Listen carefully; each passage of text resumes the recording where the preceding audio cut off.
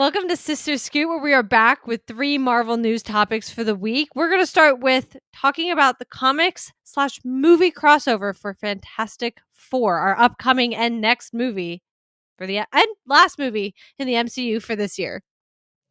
Yeah, so this is actually super interesting because they're going to be releasing a comic that technically exists within the world of the Fantastic Four First Steps movie, which is pretty cool. And a lot of the articles I was reading were saying it's basically the prequel not the prequel, the origin story that we're not going to get in the film, which is a really interesting way to still tell that story, but yet not force us to see the origin story of the Fantastic Four for the third time in the last 15 or 20 years.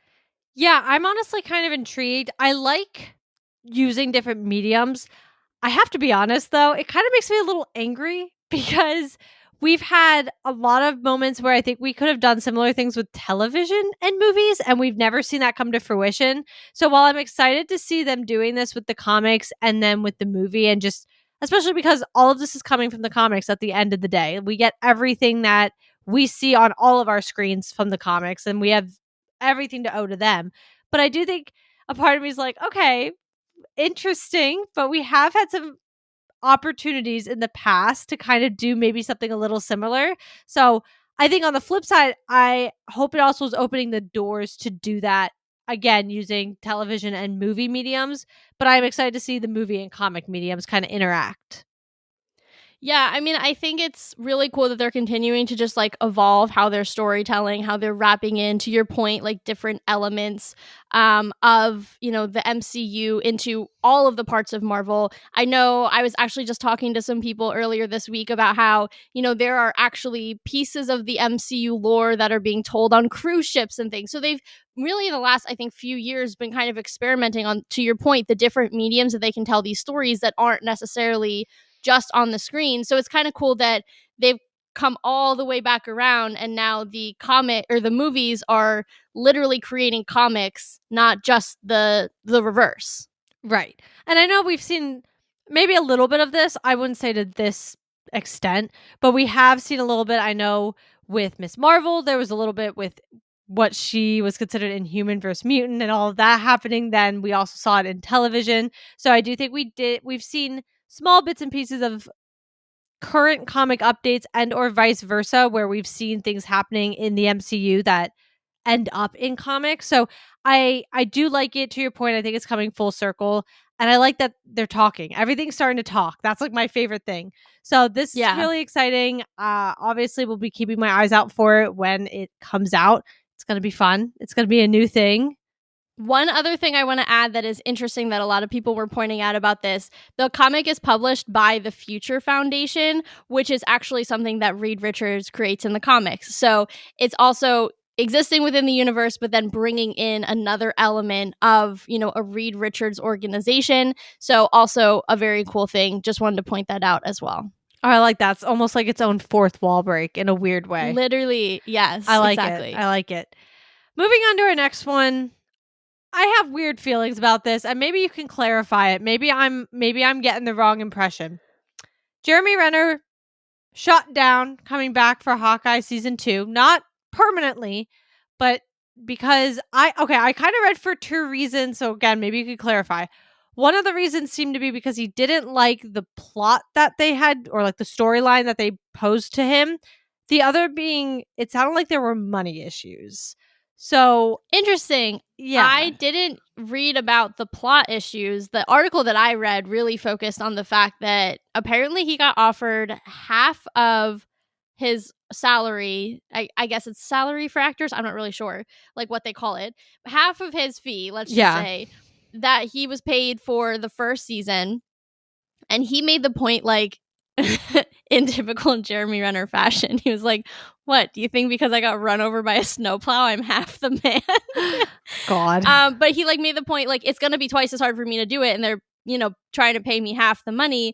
And he wasn't asking for a raise from the season 1 fee. He just wanted it to be flat, and that seemed to be like a really big reason for him to kind of walk away from the table. He actually told whoever he was talking to, reporter or something, that like he found it genuinely insulting.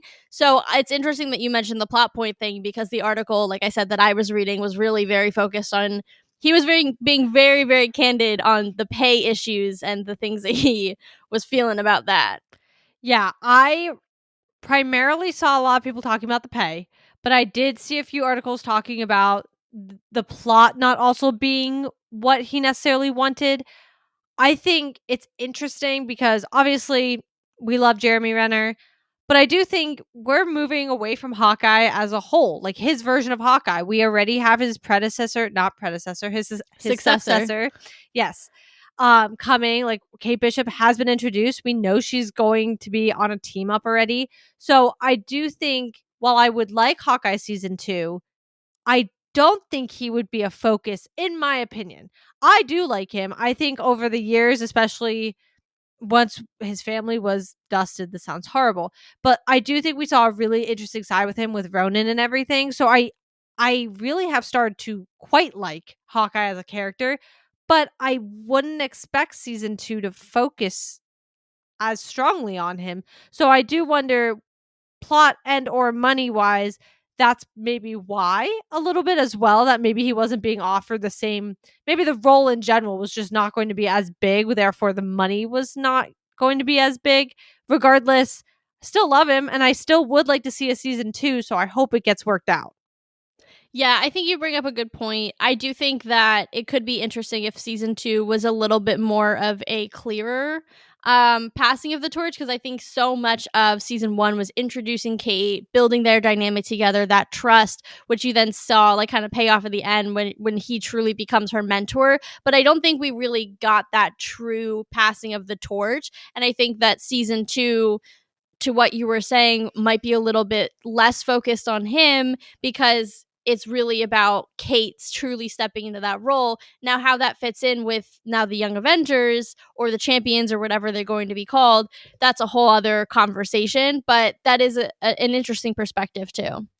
Yeah, so we'll have to see how this one plays out, primarily too because I think we've been talking about season 2 for Hawkeye for many a years now, and it's Yeah. been like one of the shows, and I say one of because obviously like we never expected more of the Falcon and Winter Soldier or WandaVision or anything of that nature, but I do think Hawkeye, from being one of the 4 to come out in the first year of Marvel television, was one that everybody was like, "No, I'd like to see a second season."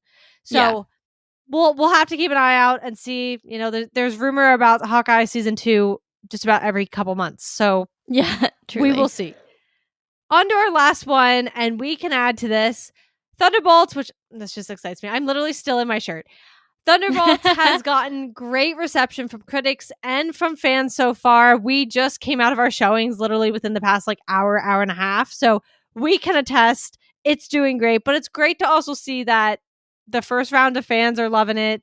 The critics are loving it. I feel like usually neither of those agree with each other, especially nowadays. So it's nice to see a Marvel movie seemingly doing very well. Yeah, I agree, especially because, not to, say that there's any more value on one type of, Marvel fan than the other, but I will say we're recording this, to Katie's point, Thursday night, right after we got out of early previews.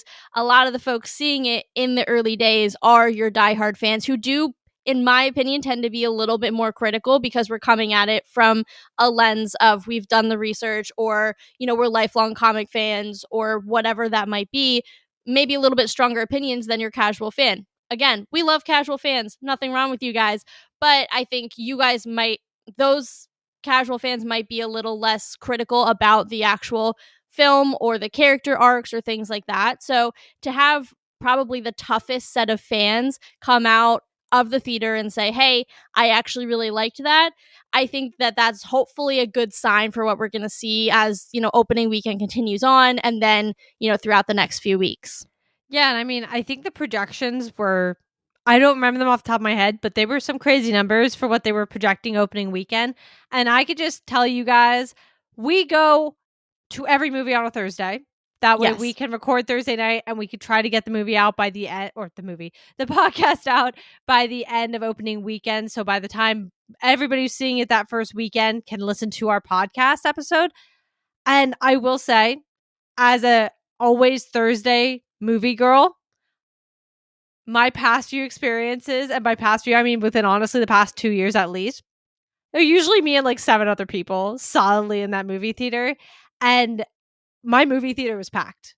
Like, no lie, when I went to get tickets, and I usually procrastinate, I got a little worried when I went into the showing I wanted, and good seats were like, there were like only 2 good seats in the middle left. And I was like, oh, that's worrisome to me. My theater was genuinely packed, which I think says a lot about the anticipation of this film.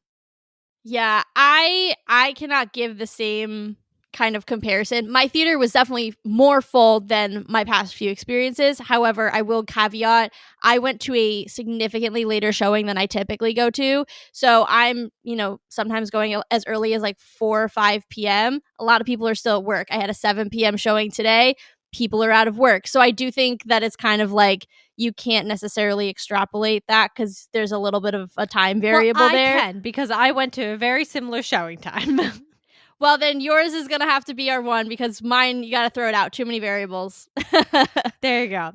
Well, speaking of Thunderbolts, we did just come out of it. We will be doing our predictions episode literally right after this. So reactions. Yeah. Reactions episode, girl. Yep. This is going to be indicative of how the rest of that episode actually goes. Either way, we are in our Thunderbolts era, so go check us out on the podcast as we're going to be covering that with some additional episodes afterwards. And this has been this week's Sister Scoop. Join us next week as we cover 3 more Marvel news topics as they come out. See you guys.